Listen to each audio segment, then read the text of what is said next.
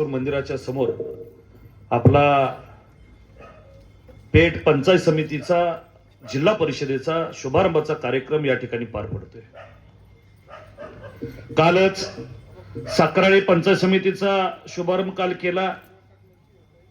आज या ठिकाणी शुभारंभ करायचं ठरलं कारण मतदान आलं 5 तारखेवर, माघारीचा दिवस 27 तारीख आहे, तरी सुद्धा त्यापर्यंत न थांबता प्रचाराचा या ठिकाणी शुभारंभ करावा म्हणून या सभेचं आयोजन या ठिकाणी आपण केलेलं आहे। थोडक्या वेळेत मोठ्या संख्येने आपण सर्वजण उपस्थित राहिलात त्याबद्दल धन्यवाद या ठिकाणी व्यक्त करतो। या ठिकाणी बरेच नेते मंडळी, आमचे शंकर मामा असतील, जगो अण्णा असतील, यांनी सांगितलं की गेले 10-12 वर्ष आपण कशा पद्धतीने ह्या पेठ गावामध्ये वाटचाल करतोय। खऱ्या अर्थानं ह्या पेठेच्या पवित्र मातीनं भरभरून आपल्याला सर्वांना दिलं, महाडिक परिवाराला दिलं, महाडिक परिवाराला पोटामध्ये घेतलं। या ठिकाणीच आम्ही वाढलो, मोठे झालो, आम्हाला मोठे करण्यामध्ये ह्या पेठेच्या जनतेचं मोठं योगदान यामध्ये आहे। या ठिकाणी आपण बघितलं तर आम्ही सुद्धा या पेठेच्या जनतेचं देणं काहीतरी आहे या दृष्टिकोनातून सातत्यानं येथील लोकांचं, गोरगरिबांचं या ठिकाणी काम आम्ही सातत्यानं करत आहे। ह्या पेठेमध्ये अनेक चांगले काम करण्याचं या ठिकाणी आम्हाला भाग्य मिळालं। आपण मगाशी सांगितलं, शंकर मामाने सांगितलं की 2007 ला माई तुम्ही निवडून आला, अनपेक्षितपणे निवडून आला। त्या ठिकाणी खऱ्या अर्थानं या पेठेच्या लोकांनी, मतदारांनी एक वेगळी दिशा घ्यायला सुरुवात केली होती, कारण इथल्या असणाऱ्या गटबाजीच्या ह्या राष्ट्रवादीच्या नेत्यांना इथली जनता कंटाळली होती आणि म्हणून 2007 पासून खऱ्या अर्थानं सुरुवात झाली, माहिती तुमच्या रूपाने झाली। त्यावेळी डॉक्टर साहेब होते, डॉक्टर साहेबांची आम्हाला कमतरता सुद्धा भासते। डॉक्टर साहेब असते तर एक वेगळी त्यांनी भूमिका या ठिकाणी मांडली असते, एक भक्कम बाजू आमची या ठिकाणी झाली असते, त्याची खंत आम्हाला सातत्यानं वाटते। आपण बघितलं 2007 ला माई तुम्ही निवडून आला, 2012च्या निवडणुकीला आमच्या सुनीताताई पवार ह्या गावच्या सरपंच झाल्या आणि पेठेच्या इतिहासामध्ये मागासवर्गीय सरपंच म्हणून त्यांची त्या ठिकाणी नोंद झाली। नंतर आपण बघितलं 2012च्या निवडणुकीला सुद्धा आपली विश्वास पाटील मुठभर सैन्य आपल्याकडे होते। आता हे तर जेवढे बसले तेवढीही नव्हती, परंतु तरी सुद्धा ह्या पेठेच्या जनतेनं आमच्या बाजूने कौल दिला। त्यावेळेस सर्वच्या सर्व बूथला लीड मिळालं आणि जवळजवळ 1718च्या मताधिक्यानं आपण इथल्या असणाऱ्या आमदारांच्या मेहण्यांचा पराभव आपण केला होता। हे कशामुळे शक्य झालं? हे तुमच्यामुळे शक्य झालं की तुम्ही भक्कमपणे आमच्या पाठीशी राहिला। नंतरचा काळ बघितला, 2017 साली सुद्धा जे आपण 2012-2007च्या पंचवार्षिक मध्ये जे काम केलं ते लोकांना पसंत पडलं, म्हणून 2017ला सुद्धा जगो अण्णा सारखा एक माळी समाजाचा, शेतकरी संघटनेचा एक चांगला नेता या ठिकाणी निवडून दिला। नानासाहेबांनी ज्यावेळी संधी मिळाली सभापती पदाची, त्यावेळी ते सांगितलं की बाबा जगो अण्णांना तुम्ही भविष्यामध्ये संधी द्या, हे आम्हाला नानासाहेबांनी सांगितलं होतं, परंतु तुम्ही सभापती होत असताना नानासाहेब त्यावेळेस नव्हते आणि खऱ्या अर्थानं तो दिवस सुद्धा नानासाहेबांनी बघायला पाहिजे होता, कारण त्यांची इच्छा होती ह्या पेठेतील माळी समाजातील सर्वसामान्य कुटुंबातला माणूस पंचायत जिल्हा परिषदेच्या सभापतीच्या खुर्चीवर बसला पाहिजे, ही नानासाहेबांची इच्छा होती। आणि आपण बघा, नानासाहेबांनी सुद्धा आपल्या ह्या पेठ गावात असेल किंवा त्यांच्या राजकीय जीवनामध्ये सुद्धा वेगवेगळ्या समाजाला न्याय देण्याचा प्रयत्न केला। पंचायत समितीला आपली एकेकाळ सत्ता आली, वळवा पंचायत समितीवर आपला त्यावेळेस झेंडा फडकला। आता सभापती कोणाला करायचं तर रामोशी समाजाच्या लक्ष्मण मधनेंना त्या ठिकाणी सभापती नानासाहेबांनी केलं होतं। म्हणजे ही धारणा असणारी ही लोक होती, त्यांची शिकवण आम्हाला आहे आणि त्याच पद्धतीने सुद्धा आम्ही पुढे जातोय। आपण बघितलं त्याच्या नंतरच्या काळामध्ये काय झालं, 2007 ला त्यांचं काही जमलं नाही, 2012ला त्यांचं काही जमलं नाही, 2017 ला जगो अण्णांनी आमच्या वसुधाताई निवडून आल्या। नंतरच्या लागलेल्या ग्रामपंचायतीमध्ये सदाभाऊ इथली सगळी एकमेकाला काटे घालणारी पुढारी सत्तेसाठी ही सगळी एकवटली, एक झाली की जेणेकरून आमचा पराभव झाला पाहिजे।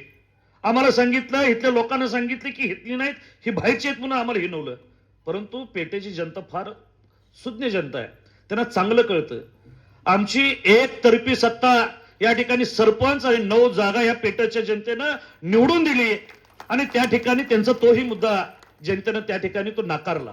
म्हणजे अशा पद्धतीने घोडदौड आपली सुरू होती. नंतर आपण बघितलं अतिशय चांगल्या पद्धतीनं कामकाज आपण केलं. जगवान यांनी सांगितलं त्या पद्धतीने एखादी पंचायत समितीची सुद्धा इमारत नाही तेवढी ग्रामपंचायतीची इमारत आमची सदाभाऊ या ठिकाणी. या ठिकाणी सुद्धा 2017 साली ज्यावेळेस आपली सत्ता आली, डॉक्टर पी.डी. पाटील साहेबांची काही लोक या ठिकाणी जाधव साहेब म्हणून काम पाहतात ते आले. त्यांनी सांगितलं की सरपंचांची आम्हाला एनओसी द्या की जेणेकरून आम्हाला ह्या मनकेश्वर मंदिराचा जीर्णोद्धार करायचा आहे.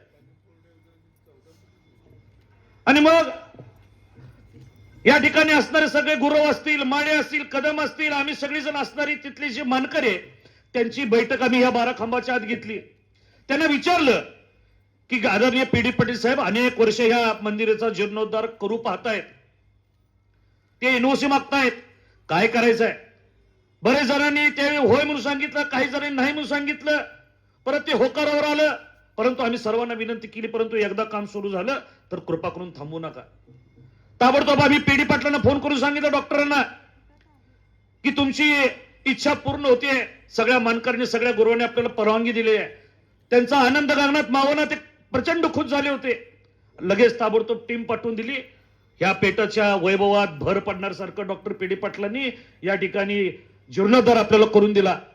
पूर्वीच्या काळामध्ये सुद्धा त्यांची सत्ता होती, परंतु त्यांना कधी एनओसी ह्या मंडळींनी दिली नाही. तिथेही राजकारण त्या मंडळींनी केलं. छत्रपती शिवाजी महाराजांचा मोठा पुतळा या पेठेमध्ये व्हावा ही शिवभक्तांची त्या ठिकाणी मागणी होती. अनेक ग्रामपंचायतीमध्ये ठराव झालेले आहेत, काढून बघा. परंतु या पेठेच्या एका ग्रामसभेमध्ये असणाऱ्या शिवभक्तांनी मला विनंती केली, मला सांगितलं की सम्राट बाबा तुम्ही या समितीचा अध्यक्ष व्हा, त्याशिवाय आमचा प्रश्न मार्गी लागणार नाही. म्हणून आम्ही अध्यक्ष झालो. घराघरामध्ये जाऊन वर्गणी मागितली.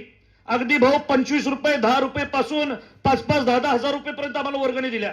का तर माझ्या शिवबाची मूर्ती या ठिकाणी उभारणार आहे ही धारणा इथे लोकांची होती. हातगाडी चालवणारे, केळेवाले, चहावाले, टपरीवाले, मोठे हॉटेलवाले, उद्योगधंदे करणाऱ्यांनी सगळ्यांनी माझ्या शिवबाचं या ठिकाणी मूर्ती उभारते म्हणून वर्गणी आम्ही देतो म्हणून सांगितलं. त्या ठिकाणी असणारे आमचे शंकर मामा, राहुल पाटील, ही सगळी मंडळी, तुकाराम पाटील, सगळेजण प्रयत्न करत होते. सरकार आपलं होतं, सगळ्या एनओसी मिळाल्या. भाऊ तुम्हाला खास करून सांगतोय, परवा मी मोर्चामध्ये सगळं सांगितलेलं आहे. परंतु जशी त्यांची सत्ता आली महाविकास आघाडीची, ग्रामविकास खात्याचे मंत्री हसन मुश्रीफ होते. एक एनओसी त्यांनी द्यायची होती, ती त्यांनी दिली नाही. छत्रपती उदयनराजे भोसलेंनी त्यांना फोन करून सांगितलं की महाराजांचं काम होतंय, तुम्ही अडवू नका. ठीक आहे म्हणाले. परंतु आमच्या लोक जी भेटायला गेलो होते, विकासराव तुम्ही पण होता, त्या ठिकाणी हसन मुश्रीफने सांगितलं की नाही, तिथल्या असणाऱ्या राष्ट्रवादीच्या नेत्याचं पत्र घेऊन या. म्हणजे कुठल्या खालच्या पातळीवर जाऊन ते हे मंडळी राजकारण करतात. पण तरी सुद्धा भाऊ आपलं सरकार आलं. देवाभाऊंनी मला एका आठवड्यामध्ये ग्राम विकास खात्याची एनओसी मला देवाभाऊंनी दिली. म्हणजे खऱ्या अर्थाने शिवभक्त कशाला म्हणायचं, शिवभक्ती कशाला म्हणायची, हे आपण बघितलं पाहिजे. त्याच्यानंतर भाऊ तुम्ही मंत्री होतात, ग्रामपंचायतीतून आपली सत्ता होती. तुम्हाला आठवतंय का बघा की आपली योजना ही 14 कोटीपर्यंत पोहोचली होती. परंतु काही कारणास्तव तो निधी कमी झाला ना, 11 कोटी मिळाले, योजना मंजूर झाली. त्यानंतर बघा की पहिला 10 कोटीचा हप्ता तुम्ही आम्हाला दिला. 10 कोटीचा हप्त्यामध्ये आम्ही काम पूर्ण करण्याचा प्रयत्न केला, परंतु काम वाढणार होतं. निधी तुमचा अपुरा पडत होता म्हणून राहिलेले 1-1.5 कोटी सहित अजून आम्ही 2-2.5 कोटीची मागणी तुमच्याकडे केली. तोपर्यंत आपली सत्ता गेली दुर्दैवानं, ते मिळू शकलं नाही. हे आमच्या विरोधकांनी त्याचं भांडवल केलं आणि गावाला त्यांनी भुरळ घातली, एक खोटं चित्र उभा केलं की ह्यांच्याकडनं काम होणार नाही, आम्ही तुमचं काम करू, आम्ही तुम्हाला पाणी देतो, आम्ही कॉन्ट्रॅक्टर आहे, आम्ही त्याचं तज्ञ आहे म्हणून सांगितलं. आणि खऱ्या अर्थानं कुठंतरी जनता त्यांच्या ह्या बोलण्याला बळी पडले. त्यांच्या हातामध्ये ग्रामपंचायतीची सत्ता भाऊ दिली. आता 2-3 वर्ष पूर्ण झालेले आहेत भाऊ. या ठिकाणी अवस्था अजून बिकर झालेली आहे. 8-8, 10-10 दिवस बऱ्याच ठिकाणी पाणी जात नाही. अपुऱ्या वेळेचं त्या ठिकाणी पाणी मिळतं. एखादा दिवस जरी मिळाला तर ही अवस्था करून ठेवली. या 2-3 वर्षामध्ये बघा या गावाचा विकास थांबलेला आहे. आणि खऱ्या अर्थानं भविष्यामध्ये या विकासाची गंगा जर या ठिकाणी आपल्याला व्हायची असेल, विकासाची गंगा आणायची असेल, तर त्या ठिकाणी भारतीय जनता पार्टीचे या ठिकाणी पंचायत समिती सदस्य, जिल्हा परिषद सदस्य हे तुम्ही निवडून दिले पाहिजेत. लक्षात घ्या, खासदार आपले आहेत, आपल्या विचाराचे, तुम्हीच कौल दिलाय. झालेल्या निवडणुकीमध्ये ह्या पेठ गावातून आपण खासदारांना मताधिक्य दिलेला आहे. विधानसभेला आपण बघा, आमदार आपल्या विचाराचे निवडून आले. सत्यजित देशमुखांना सुद्धा ह्या गावातून आपण मताधिक्य दिलं. आता वेळ आपली आलेली आहे बंधूंनो, आपली लोक सभागृहामध्ये घालवण्याची वेळ आलेली आहे. मग त्यात आपण मागं पुढे कसं बघून चालत.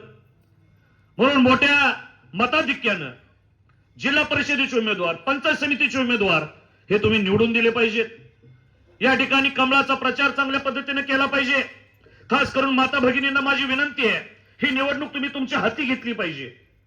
कारण आपल्याला मोदीजींचं, देवाभाऊंचं सांगण्यासारखं बरंच आहे. मला सांगा, ही लाडकी बहीण योजना कोणी दिली? आदरणीय देवाभाऊंनी दिली. मला सांगा, आपल्या असणाऱ्या प्रत्येक घरातील मुलींना मोफत शिक्षण देण्याचा निर्णय कुणी घेतला? आज तुमची जर मुलगी शिकवायचं म्हटलं तर आज ग्रॅज्युएशन करायचं असेल, पोस्ट ग्रॅज्युएशन करायचं असेल, इंजिनियर करायचं असेल, डॉक्टर करायचं असेल, तर आपल्या घरामध्ये चिंता असते, मुलावर खर्च करायचा का मुलीवर खर्च करायचा. परंतु ती चिंता सुद्धा दूर ह्या सरकारने केलेली आहे.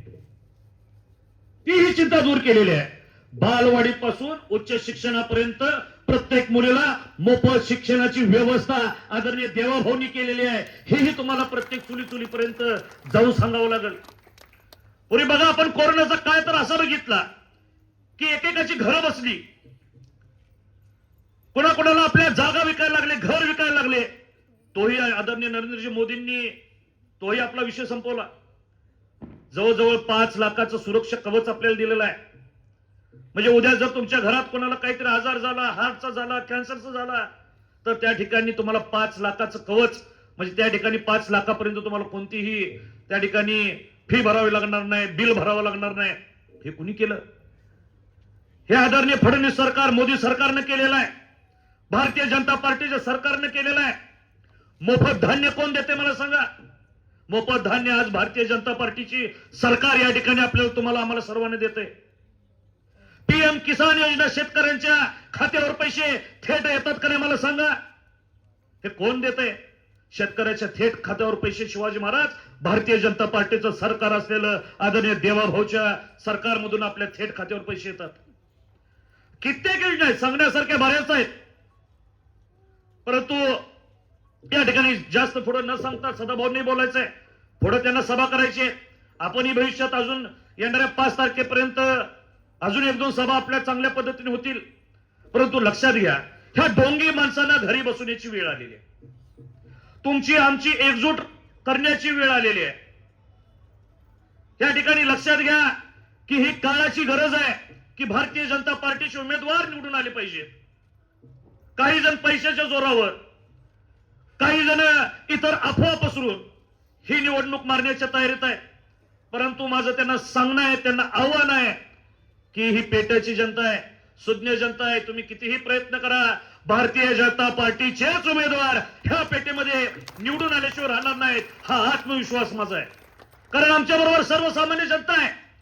तुमच्या बरोबर असणारे कुरगोडी करणारे नेते आमच्या बरोबर नाहीत. गोरगरीब जनता आमच्या बरोबर आहे. सर्वसामान्य लोक आमच्या बरोबर आहेत. मोठमोठे नेते भले आमच्याकडे नसतील, परंतु जिकिरीनं काम करणारे कार्यकर्ते आहेत. भले तुमच्या एका बाजूला 100 असतील, परंतु तुमच्या 100ला आमचे धाक पुरून उरल्याशिवाय ह्या निवडणुकीत राहणार नाहीत, हे मला ह्या सभेच्या निमित्तानं तुम्हाला सांगायचं आहे. आणि म्हणून बघा, या निवडणुकीमध्ये सुद्धा काहीतरी अफवा पसरवण्याचा प्रयत्न शिवाजी महाराज त्या ठिकाणी करतील. लक्ष देऊ नका. पुन्हा तरी नोकरी लावतो, पुन्हा तरी जेसीबी घेऊन देतो, पुन्हा तरी अजून काहीतरी करतो. निवडणुका आल्या म्हणले की ह्यांचेही धंदा चालू होत्यात. भुरळ पाडून घेऊ नका. फसवी लोक आहेत. गेल्या 3 वर्षापूर्वी कोणाकोणाला शब्द दिलं होतं ते अजून कोणाला काही मिळालेलं नाही. ती युटर्न घेऊन परत आपल्याच घोडक्यात आज सहभागी झालेले आहेत त्यापैकी. कारण त्यांना कळलं होतं की 3 वर्षापूर्वी आम्ही चुकलो होतो. अशी मंडळी सुद्धा परत आलेली आहेत. त्यांचं या ठिकाणी मी स्वागत करतो. परंतु नव्यानं कोण तिकडे परत जाऊ नका. करणार असतील खरोखर काय चांगलं, तर बिनधास्त जावा, तुमचंही कल्याण व्हावं, तुमचं कल्याण करण्यासाठीच आम्ही या ठिकाणी आहे, एवढंच मला या ठिकाणी सांगायचं आहे. खऱ्या अर्थानं निवडणुका लागल्या की नोकऱ्या देतो, याद्या काढायचं सुरुवात होतं, मग तुम्हाला अमुक ठिकाणी नोकरी देतो, अमुक ठिकाणचं कर्ज देतो, अमुक ठिकाणी उद्योगधंदा काढून देतो. हे फक्त निवडणुकीपुरतं, हे ह्यांचं जशा त्या पावसाळ्यात छत्र्या उगवते तसा तो प्रकार आहे. त्यामुळं ह्या वेळेस कुठेही त्यांना फसू नका. आपली पार्टी सर्वसामान्यांची पार्टी आहे, गोरगरिबांची पार्टी आहे. त्यांच्याबरोबर सर्वसामान्य उमेदवारांना निवडून देण्याची भूमिका ही तुमची असली पाहिजे. आणि खऱ्या अर्थानं तसं तर बोलायचं बरंच आहे. भाऊंना पुढं वडगावला सभेला जायचं आहे. त्यामुळे या ठिकाणी जास्त आपल्या सर्वांचा वेळ न घेता शुभारंभ झालेला आहे. मगाशी सत्यजित देशमुखांनी सांगितलेलं खरं आहे की आमच्या असणाऱ्या गोसाई वस्तीतील एक चिमुकली आमची बहीण की तिच्यावर कॅन्सरचे उपचार सुरू आहेत. त्या ठिकाणी हिंदूच्या हॉस्पिटलला 12-13 लाख रुपये बिल गेल्या काही दिवसापूर्वी झालं होतं. आम्ही देवाभावनं सांगितलं, सरकारनं पूर्ण जबाबदारी त्यांची घेतली. आता त्यांना शिफ्ट आपण टाटा हॉस्पिटलमध्ये करतोय. त्यांची सुद्धा येणारा सगळा खर्च ह्या सरकारनं करतो म्हणून सांगितलंय. हे सरकार आहे आपलं आहे, हे लक्षात ठेवा. पूर्वीसारखं काँग्रेस राष्ट्रवादी सारखं फसवं सरकार हे आपलं नाही. त्यामुळे भविष्यामध्ये सुद्धा अशी चांगली कामं करून घ्यायची असतील, आपल्या शेजारी कोण आजारी पडलं, आपल्या घरातलं कोण आजारी पडलं, तर ह्या पद्धतीनं जर काम करून घ्यायचं असेल तर भारतीय जनता पार्टी आपल्याला निवडून आणणं हे फार गरजेचं आहे, काळाची गरज आहे. आणि अशीच वज्रमूठ एक संघ ठेवा. या ठिकाणी महादेववाडीचे सरपंच आहेत, माणिकवाडीचे आलेले आहेत, नायकलवाडीचे आहेत.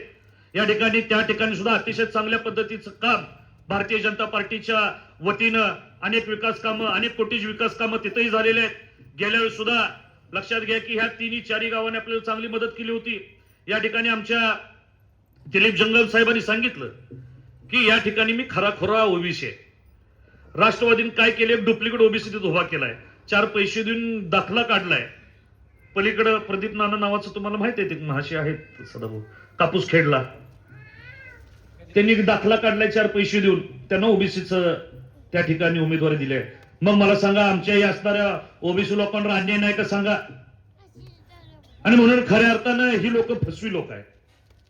आणि या ठिकाणी सातारा भागाचं सांगायला गेलं तर गेल्या वेळेस सुद्धा आमचे जगन्नाथ माने अण्णा उभे होते. आम्हाला टेन्शन होतं, सातारा कसं काय करायचं. ते गाव आले, मोठ्या नेत्याचं गाव, राष्ट्रीय नेते, त्यांचं गाव, मग मत कोण दिल का नाही?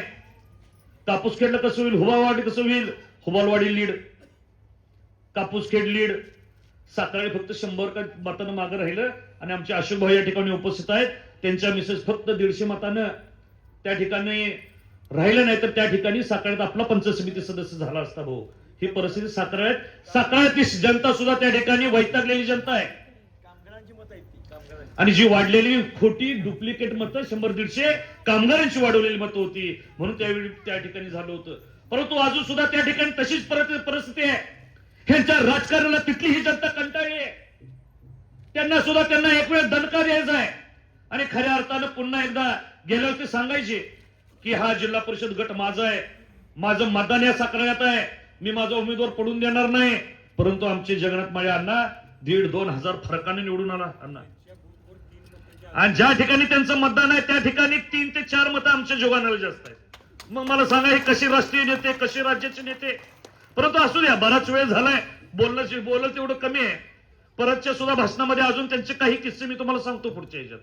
आणि खऱ्या अर्थानं या ठिकाणी तुम्ही सगळेजण कमी वेळेत मोठ्या संख्येने उपस्थित राहिला, आपल्या सर्वांचा या ठिकाणी आभार व्यक्त करतो.